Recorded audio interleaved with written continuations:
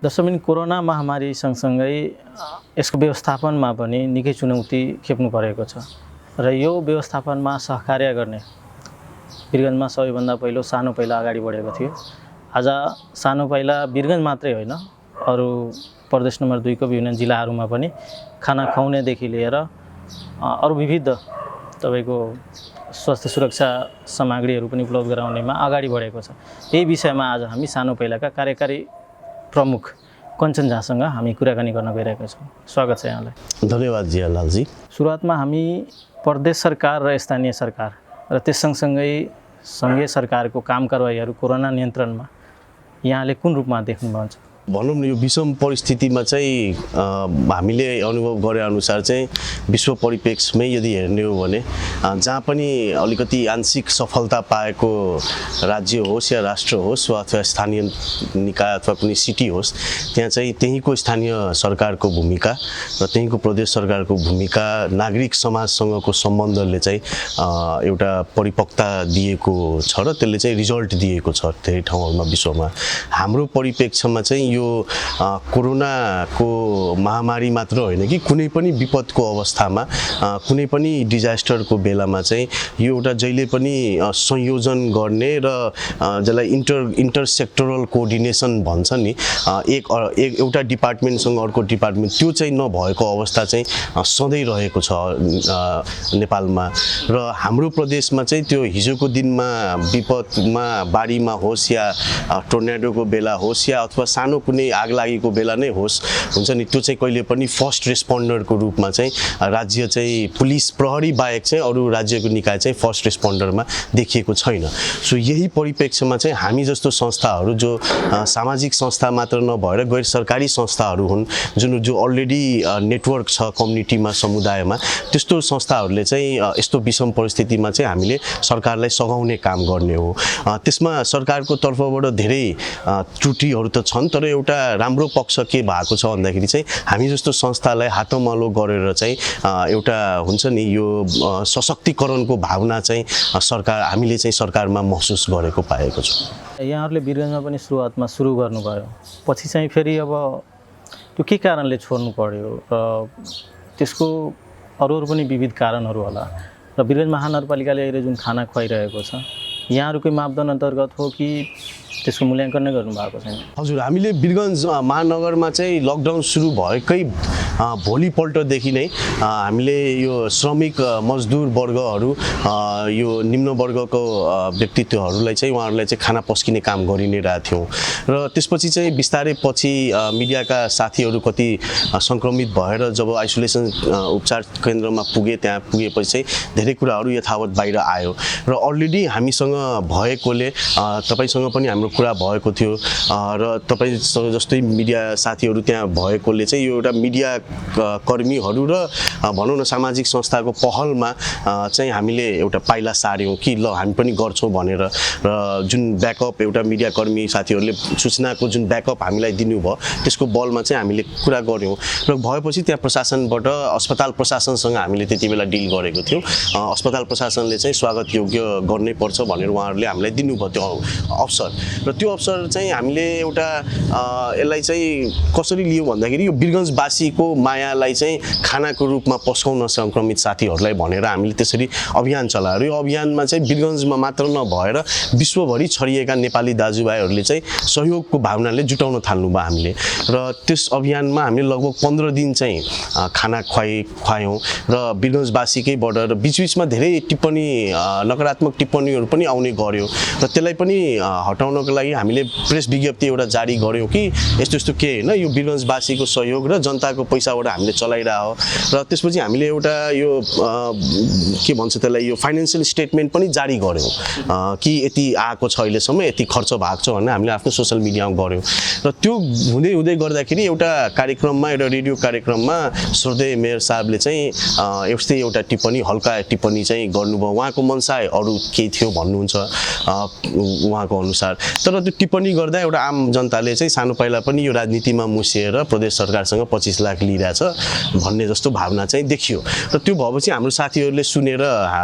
हाम्रो बोर्डमा यो कुरा डिस्कस भयो र बोर्डले चाहिँ एउटा प्रेस विज्ञप्ति जारी गर्यो खेदजनक कि हामीले के यस्तो गरेको होइन, यो चाहिँ हामीले समुदायबाट उठाएको पैसा, यसको हिसाब किताब यति हो, सबै गर्यौँ र त्यो विज्ञप्ति जारी गरेको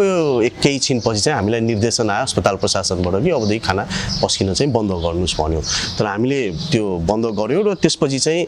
प्रदेश सरकारबाट हामीले आग्रह आयो कि धनुषा महोत्तरी र अरू जिल्लाहरूमा पनि सानो पाइलाको यो सहकार्य जुन छ, एउटा यस्तो हिम्मत जुन छ त्यो आउनु पर्यो भनेर र अहिले हामी धनुषा महोत्तरीमा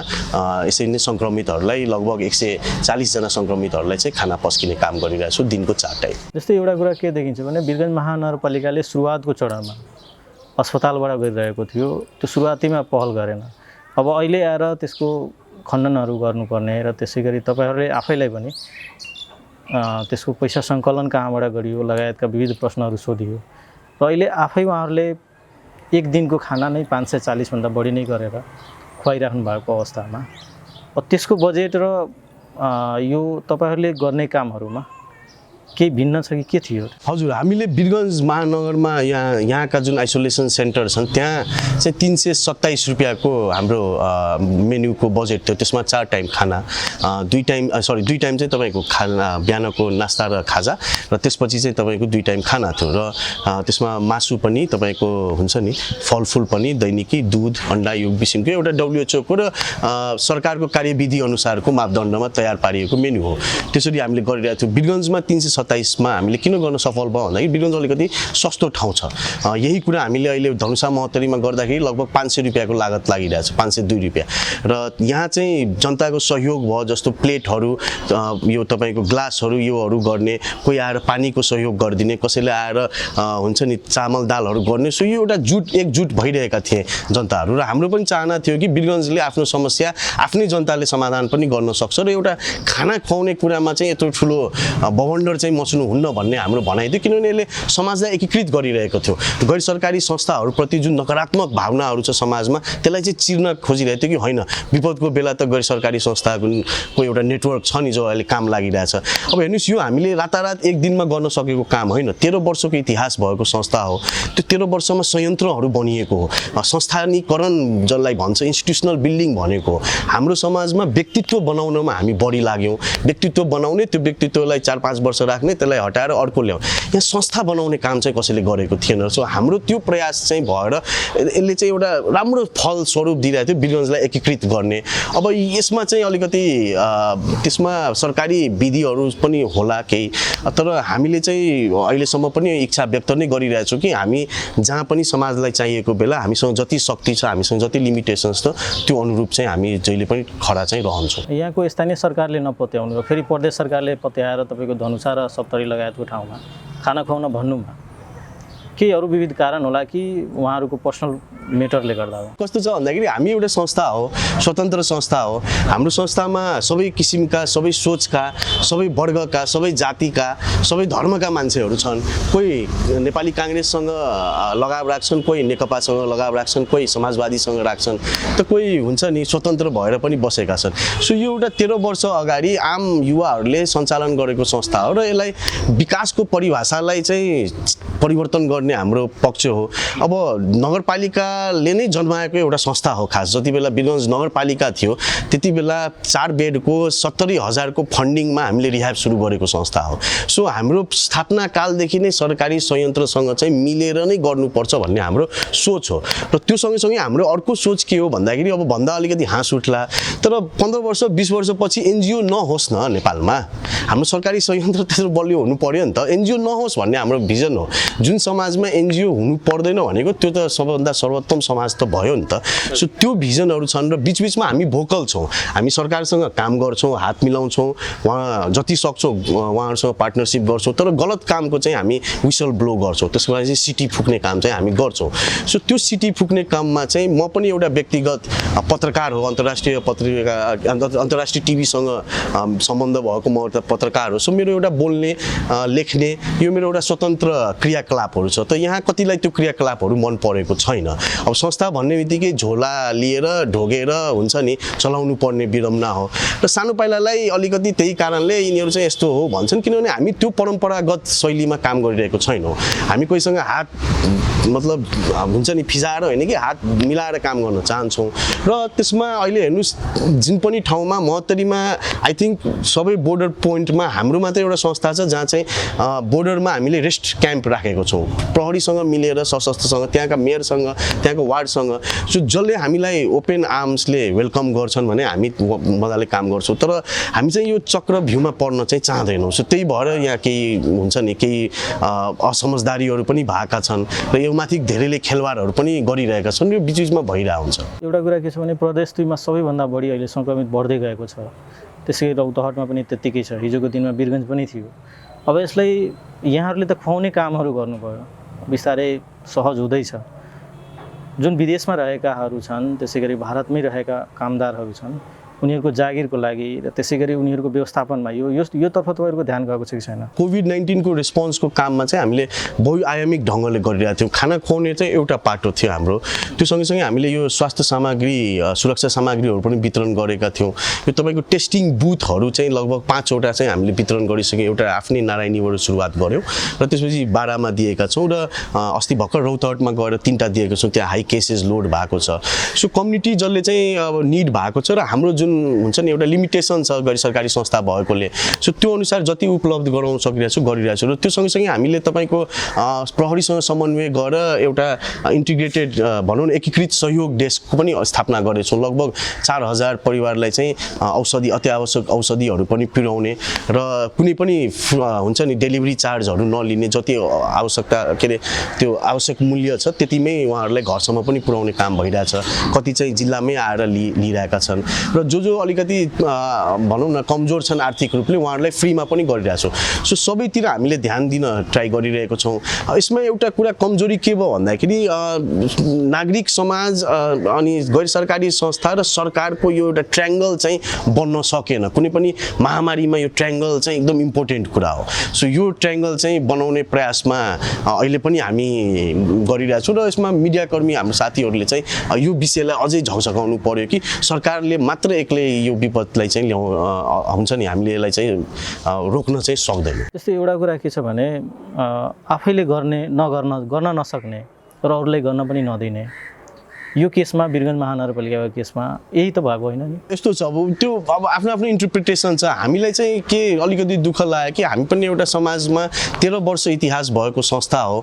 वीरगञ्ज जब एउटा नगरपालिका थियो, त्यसपछि उपमहानगर भयो, त्यसपछि महानगरपालिका, यो यात्रामा चाहिँ सानो पाइला पनि नगरपालिकाको एउटा ठुलो सहकारी हो र हामीले धेरै कामहरू नगरपालिकासँग मिलेर गरेको छौँ। मेयर विजय सरावगीकै नेतृत्वमा हामीले हुन्छ नि यो तपाईँको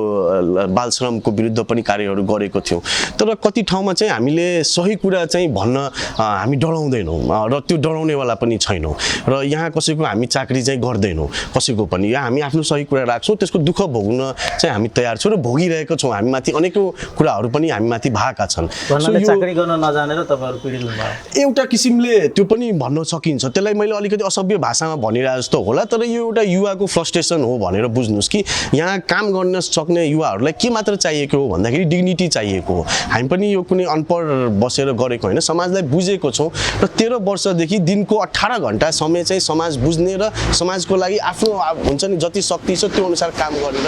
अगाडि बढिरहेको हामी एउटा संस्था हो। सो हामी जस्तो संस्थालाई केन्द्र सरकारले रेकग्नाइज गरिरहेको छ, प्रदेश सरकारले रेकग्नाइज गरिरहेको छ र जुन वीरगञ्ज जहाँबाट यो संस्था जन्मियो र जहाँबाट अहिले भनौँ न लगभग 22 वटा जिल्लामा हामी कार्यरत छौँ राष्ट्रव्यापी रूपमा। सो एउटा त्यहाँ चाहिँ हामीलाई अलिकति नबुझेको हो कि हाम्रो विरुद्ध अलिकति नकारात्मक कुराहरू फैलाइदिएको हो कि भन्ने यो चाहिँ एउटा आग्रह हो यहाँको स्थानीय नेतृत्वलाई चाहिँ। लकडाउनभन्दा अगाडि सानो पाइलाले गर्दै आएको कामहरू थियो, तपाईँको रिहाब सेन्टर र त्यसै गरी बाल बेचबिखन लगायतका कुराहरू नियन्त्रण गर्ने कामहरू। यसमा यहाँहरूको यो लकडाउन पछि अहिले त्यो कामहरू कस्तो गरिरहेको छ? हजुर, यो हेर्नुहोस् जियाजी, यो बडा विश्वभरि नै एकदम हुन्छ नि विचित्रको चुनौती छ, स्पेसली गैर सरकारी संस्थाहरूलाई। आफ्नो जुन नियमित जुन परियोजनाहरू छ त्यसलाई त सम्हाल्नु नै छ, र त्यो बाहेक चाहिँ हुन्छ नि हामी जस्तो संस्थाले कोभिड-19 रेस्पोन्समै काम गर्नु परिरहेछ। यो त हाम्रो एउटा ठुलो सङ्गठन भएकोले 13 वर्षमा हामीले धेरै ठाउँमा नेटवर्क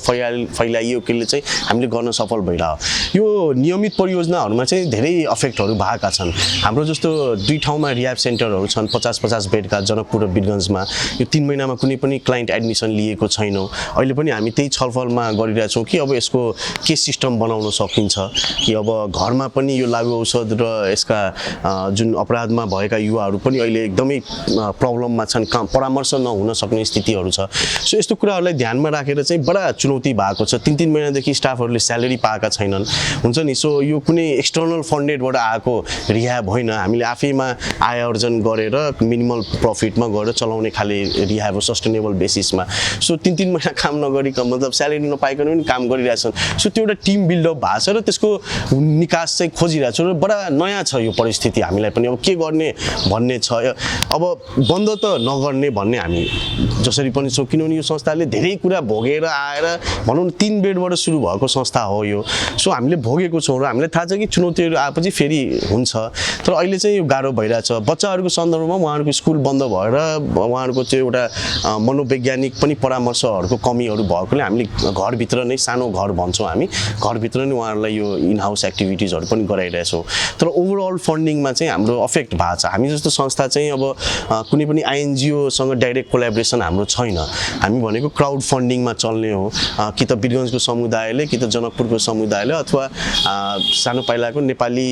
मान्छेहरू जो छन्, जो बाहिर विश्वभरि छरिएका छन्, उहाँहरूले हामीलाई कन्ट्रिब्युसन गरेर यो संस्था चल्ने हो। सो यो जुन इकोनोमीले हिट गरेछ विश्वभरि, त्यसमा चाहिँ यो हाम्रो शुभचिन्तकहरूलाई पनि हिट गरेको छ। सो यो वर्षको त्यो फन्डिङहरू पनि हाम्रो धेरै नै काटिने सम्भावना छ। अब यो नयाँ बजेट आएपछि चाहिँ हामीलाई ठ्याक्क थाहा हुन्छ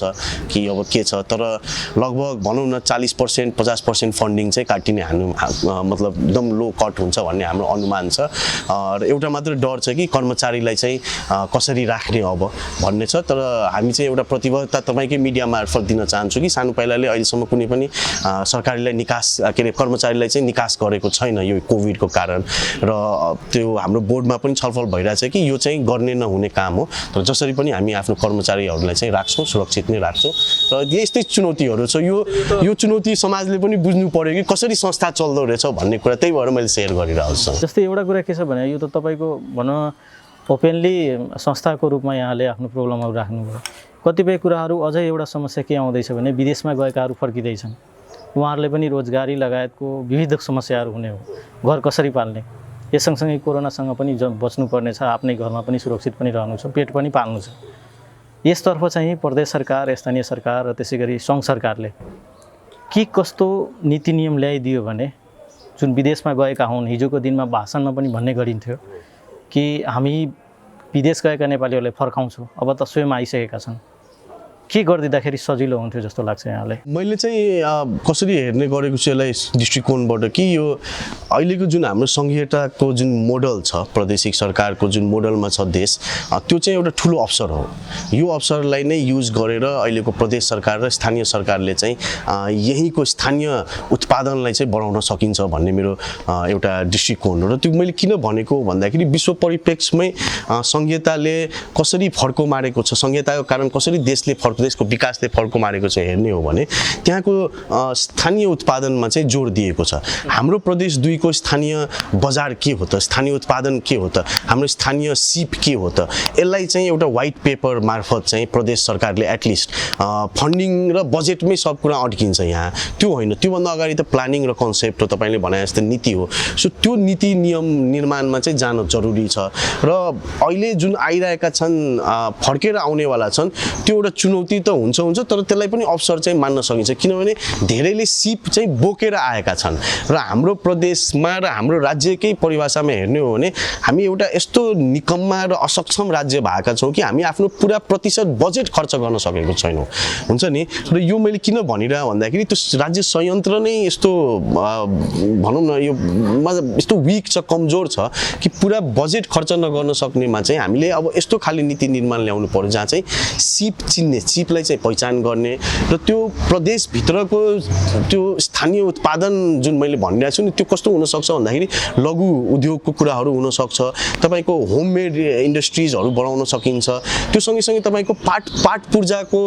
फ्याक्ट्रिजहरू आउनु पर्यो हामी जहिले पनि ठुल्ठुलो सपनामा नेपालीहरू हुन्छ नि आत्मरमितामा रमाइरहेको हुन्छ कि अब हुन्छ नि यहाँ चाहिँ अब ल प्लेनको फ्याक्ट्री आउनु पर्यो हामीलाई प्लेनको फ्याक्ट्री चाहिँदैन हाम्रो प्रदेश 2 मा कस्तो फ्याक्ट्री चाहियो भन्दाखेरि इन्डियामा टोयोटा गाडी जुन उत्पादन हुन्छ त्यसको चाबी बनाउने फ्याक्ट्री चाहिँ हामीले यहाँ राख्नु पर्यो त्यो टायरको फ्याक्ट्री चाहिँ यहाँ बनाउन सक्नु पर्यो एयर ब्याग जुन हुन्छ गाडीभित्र त्यो एसेसरिजहरू हेर्नुहोस् इन्डिया चाइनामा बाहिरबाट आउँछ मलेसिया कताबाट आउँछ नेपालको कूटनीतिले नेपालको राज्य संयन्त्रले यो एउटा व्यवस्था गर्न सक्यो भने त भएका सिप पनि त फर्किन्छन् त्यो सँगैसँगै तपाईँको भौतिक निर्माणको छ नेपालीहरू बढी प्रदेश 2 बाट केमा गएका छन् त त्यही लेबर इन्डस्ट्रीमा गएका छन् कन्स्ट्रक्सनमा हाम्रो प्रदेशमा पनि त भौतिक निर्माणको त्यत्रो ठुलो बजेट छ सो यसलाई व्यवस्थित मात्र गर्नु सक्नुपर्ने हो र पोलिटिकल विल जुन भन्छ नि राजनीतिक चाहना त्यो चाहिँ नभएको कारण चाहिँ नीति निर्माण नभएर सो आई थिङ्क यस्तो खाले यो स्थानीयसँग जुड्ने खाले चाहिँ नीति निर्माण र त्यस्तो खाले उद्योगहरू चाहिँ जसको लगानी चाहिँ अर्बौं चाहिँदैन सानसानो हुन्छ नि तपाईँको अब अहिले हेर्नुहोस् मास्कको यति उत्पादन छ ल हेरौँ न त वीरगन्जमा सरकारले अहिले त 10 वटा त खोल्न सक्थ्यो नि त लघु उद्योग जसले बसेर महिलाहरू त मास्क बनाउन सक्छ नि त सो त्यो कस्तो खाले अर्थतन्त्र चाहियो भन्दाखेरि आफैमा आत्मनिर्भर के सिटीमा आत्मनिर्भर भयो भने चाहिँ आई थिङ्क हामीले आफ्नो फर्केको जनशक्तिलाई चाहिँ मजाले उहाँहरूलाई रोजगार मात्र दिन होइन कि उहाँहरूलाई चाहिँ समुदाय निर्माणमा चाहिँ टेवा पुर्याउन पनि दुईटै काम गराउन सक्छौँ जस्तो लाग्छ मलाई चाहिँ जस्तै एउटा कुरा के छ भने अब यो त भयो आउने प्रदेश सरकार र स्थानीय सरकार त्यसै गरी संसदहरूले गर्ने कामहरू अब एउटा चुनौती पनि के देखिन्छ भने लकडाउनले गर्दा धेरैको रोजगारी पनि गुमाएको छ जसले गर्दा एउटा फ्रस्ट्रेसन हुने र केही दिन अगाडि मात्र आत्महत्याको घटनाहरू भत्तै बढेको पनि आएको छ समाचारमा यस सँगसँगै तपाईँको लागु औषधमा लाग्ने युवाहरू पनि को सङ्ख्या नबढ्ला भन्न सकिन्न यसतर्फ नियन्त्रण गर्ने र त्यसै गरी त्यसलाई व्यवस्थापन गर्नेतर्फ यहाँहरूको भावी योजनाहरू केही राख्नु भएको छ कस्तो छ यो एउटा बडा गम्भीर विषय हो लागु औषधको दुर्व्यसनमा यदि आँकडा हेर्ने हो भने म्याक्सिमम त्यही डिप्रेसनकै शिकार भएर पर्ने गर्छन् र यतिसम्म पनि हाम्रो समाजमा एउटा भ्रम फैलाइन्छ कि ल हुन्छ नि यो ड्रग्स लिस भने चाहिँ डिप्रेसन हुँदैन हुन्छ नि सो त्यो हिसाबले युवाहरू चाहिँ तानिने अवस्था चाहिँ त्यो हो अहिलेको अवस्थामा यदि हेर्ने हो भने 2 किसिमको युवाहरू चाहिँ को समस्या चाहिँ मैले हेरिरहेको छु एउटा चाहिँ यथावत जो अलरेडी लागु औषधको दुर्व्यसनमा छन् उहाँहरूको चाहिँ आफै भित्रमा त्यो हिंसक गतिविधिहरू बढ्ने आफै भित्रमा त्यो अस्थिरताहरू चाहिँ निस्किने र जो चाहिँ अहिले पढाइमा अथवा महत्त्वाकांक्षा भएका युवाहरू छन् उहाँहरूको कतिको त पढाइ बिग्रेको छ कतिको त रोजगारी गुम्ने अवस्था छ कति चाहिँ अब रोजगारी पाउन लागेका थिए होला अब त्यो पनि अब पाउन लागेको छैन भने सो यो सब मिश्रणमा त्यो चाहिँ एउटा ठुलो ग्रुप छ र तपाईँले भने जस्तै सुसाइडमा चाहिँ 1100 लगभग त प्रदेश 2 मै लगभग देखिएको छ एउटा भयानक अवस्था हो यसलाई चाहिँ हामीले कसरी हाम्रो संस्थाले त्यो अघि हामी पनि छलफल गरिरहेको थियौँ भन्दाखेरि चाहिँ यो अब आउटरिच भन्ने कन्सेप्ट जुन हुन्छ स्पेशली हेर्ने हो भने यो मनोविज्ञान यो हुन्छ नि मानसिक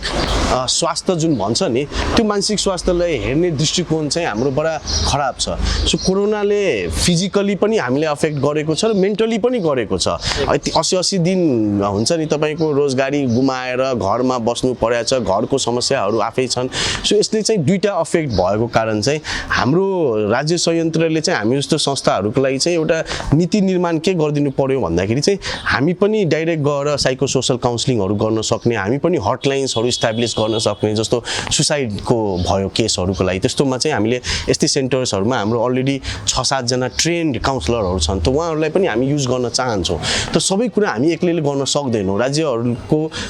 र नेतृत्वको एउटा काम हो कि त्यो बनाइदिनु पर्यो क्या त्यो संयन्त्र त्यसमा भएपछि हामी नै आएर सघाउन सक्छौँ फर इक्जाम्पल अहिले हाम्रो महानगरले एउटा सुसाइड हेल्पलाइन त इस्टाब्लिस गर्न सक्छ नि त यसको नजरले हेरेर एटलिस्ट वीरगन्जको लागि अथवा प्रदेश सरकारले। सो त्यो इस्टाब्लिस गर्नको लागि उहाँहरूले नै गर्नुपर्छ भन्ने होइन, हामी जस्तो संस्थाहरूले आउटसोर्स गर्न सकिन्छ त्यो कामहरू। सो त्यस्तो चाहिँ एउटा पार्टनरसिप चाहिँ हामीले पनि परिकल्पना चाहिँ गर्न खोजिरहेको खास। जुन हिजोको दिनमा गुमाउनेहरू, रोजगार गुमाएकाहरू छन्, त्यसै गरी थपिँदै गएका छन् प्रदेश सरकारमा, प्रदेशमै पनि र देशमै पनि। र उहाँहरूबाट आउने जुन रिहाबमा आउने, त्यसै गरी तपाईँको आत्महत्या लगायतको केसहरू सम्बन्धी जुन यहाँ रिहाब सेन्टरमा आउने गर्दछन्, उहाँहरूको व्यवस्थापनको लागि अब यहाँहरूले भनि नै सक्नुभयो अघि नै कि हामीसँग आउने जुन बजेटहरू छ त्यो पनि कटौती हुनेवाला छ। यस अवस्थामा तपाईँहरू कसरी चलाउनुहुन्छ त्यो कुराहरू? हामीले अब एउटा कसरी सिस्टम गरिरहेछौँ भन्दाखेरि हामीले एउटा मापदण्ड युज गरेको छौँ कि गृह मन्त्रालयले तोकेको भन्दा बढी शुल्क हामी लिँदैनौँ। त्यो भनेको तपाईँको 8 देखि 10,000 हो, त्यो पनि व्यक्तिलाई हेरिकन। र अहिले पनि हाम्रो रिहाबमा लगभग 10 देखि 15 सिट यस्तो आउँछ जहाँ चाहिँ हुन्छ नि आर्थिक अवस्था कमजोर भएको र उसले म 1000 रुपियाँ पनि दिन्छु भनेपछि उसको एडमिसन चाहिँ हामी रोक्दैनौँ, उसले एडमिट गर्छौँ। र अहिले त्यसलाई चाहिँ यो कोरोनाभन्दा अगाडि चाहिँ सहयोग गर्ने यहीँका समुदायका कोही थिए, तर अब कोरोना पछि उहाँहरूको पनि सङ्कट भएर चाहिँ अब हामीलाई एउटा के चुनौती अहिले आइरहेछ कि त्यो 10 वटा बेडलाई हुन्छ नि गर्ने कि अब नगर्ने भन्ने हाम्रोमा छलफल छ। तर एउटा संस्था भएकोले चाहिँ हाम्रो एउटा फिलोसफी चाहिँ जहिले के हुन्छ भन्दाखेरि त्यो यदि गरेनौँ भने यत्रो रिहाब चलाएर के काम भन्ने हाम्रो भनाइ हो। सो त्यसको एउटा वे आउट खोजिरहेछौँ। अब यसलाई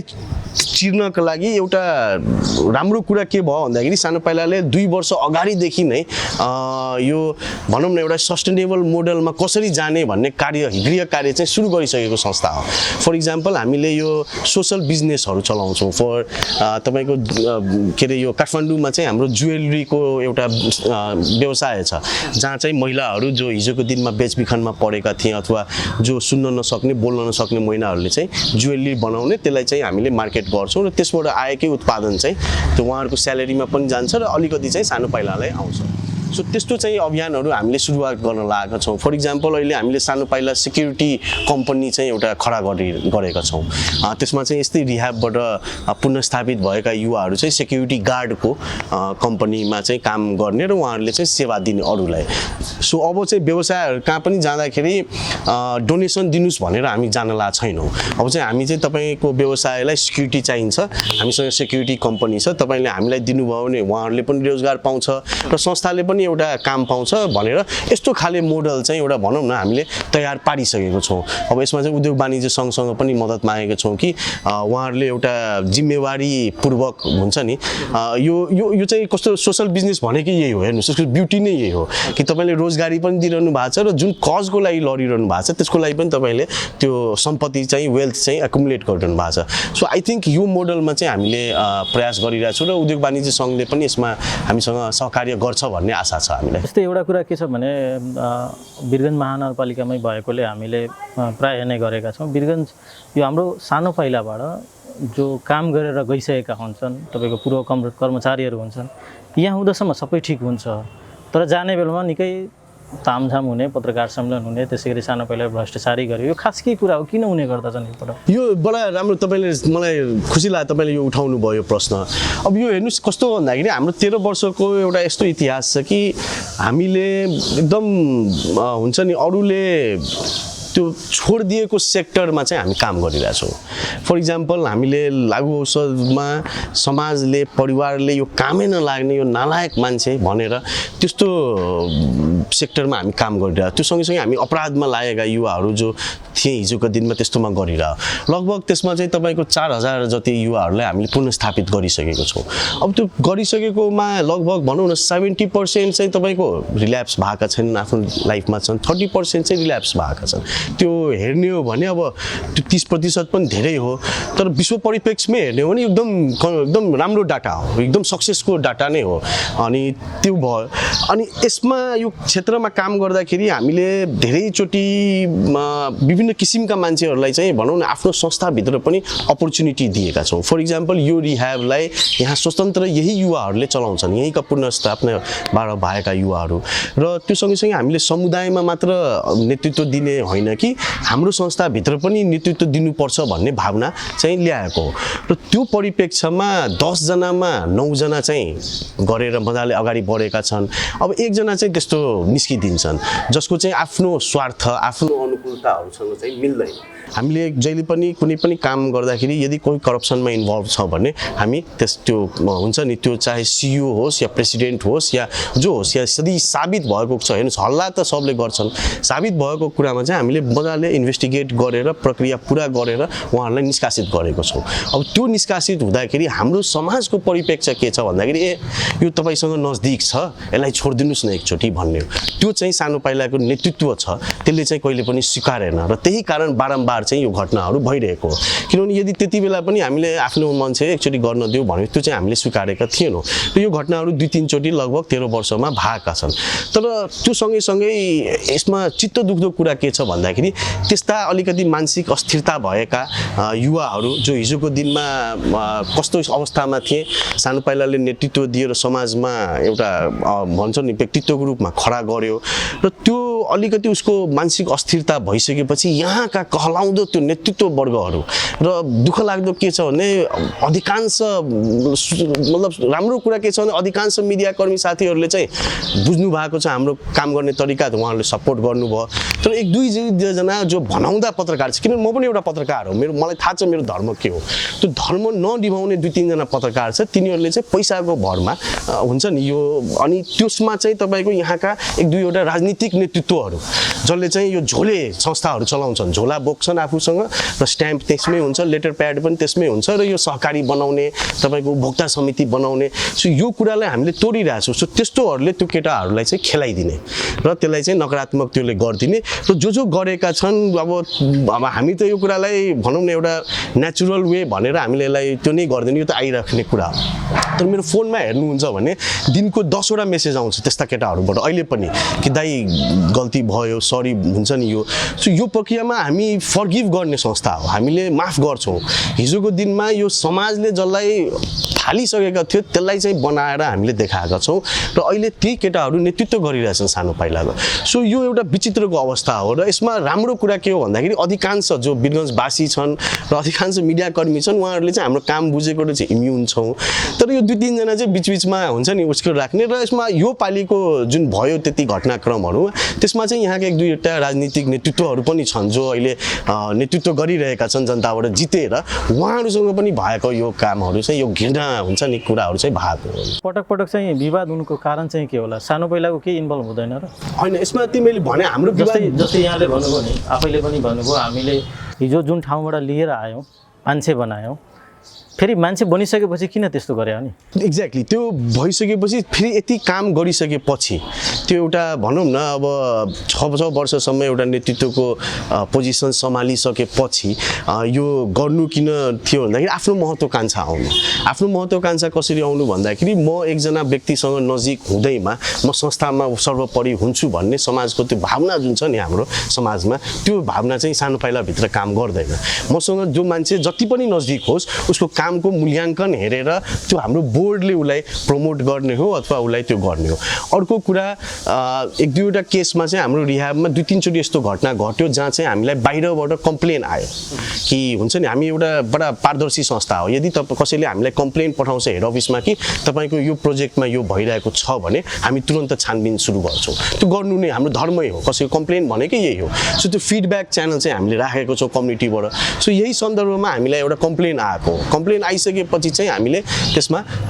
हुन्छ नि छानबिन गरेर छानबिन समिति बोर्ड मार्फत छानबिन समिति बनाएर गरिसकेपछि त्यहाँ ठुलो गडबडी देखेको थियो सो त्यही ठुलो गडबडी देख्ने क्रममा चाहिँ हामीले सोधपुछ गर्दाखेरि चाहिँ यहाँका अरूहरूले उस्काई हुन्छ नि त्यो गरेर त्यो चरित्र बदनाम गर्ने तर अब हेरौँ न हामी अहिले कहाँ छौँ फेरि हाम्रो काम बढ्दै गइरहेको संस्था हो अनि यो बिचबिचमा आइरहेको हुन्छ हेर्नुहोस् ज्याजी मैले के भने भन्दाखेरि हाम्रो क्षेत्र नै यस्तो बडा नाजुक छ क्या यो लागु औषध दुर्व्यसनमा कतिजना छन् काम गर्ने जो 13 वर्षदेखि लागिरहेछन् अपराधमा जो हिजोको किडन्याप गर्ने केटाहरू जसले हिजो मारेका छन् गोली बोकेर ठोकेका छन् केटाहरू तिनीहरूलाई कतिले पुनर्स्थापित गर्छ सरकारले गर्न नसकेको काम हो नि त यो त हामीले त त्यस्तोहरूसँग काम गरिरहेछौँ कहिलेकाहीँ त 11-12 बजे त्यो केटाहरूले फोन गर्छ मलाई त यसले यति दिइरहेछ पैसा यो गरौँ भने सो हामी त त्यतिलाई परामर्श गरिरहेको हुन्छौँ सधैँ सो त्यो एउटा रिस्क त हेर्नुहोस् आज छैन होला भोलि फेरि आउँछ होला होइन त्यो रिस्क त हामीले लिएरै हिँड्ने हो र यो भनौँ न एउटा गन्दगी जुन सफा गर्दाखेरि आफूमाथि किचर लाग्छ